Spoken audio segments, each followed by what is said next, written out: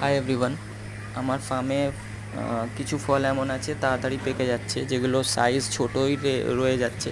তার কিছু কারণ হচ্ছে ফাঙ্গাসটাকে আরও স্প্রেড করছে পিঁপড়েরা। তো তার কারণে ফ্রুট তাড়াতাড়ি পেকে যাচ্ছে।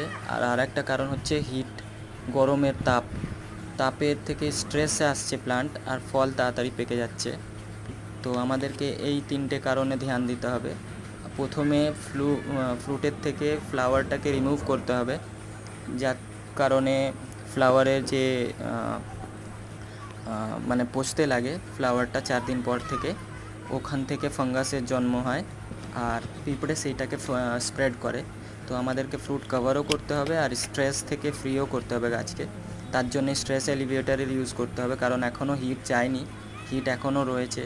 আর আমি ইউজ করি মিল্ক স্ট্রেস এলিভিয়েটারের হিসাবে।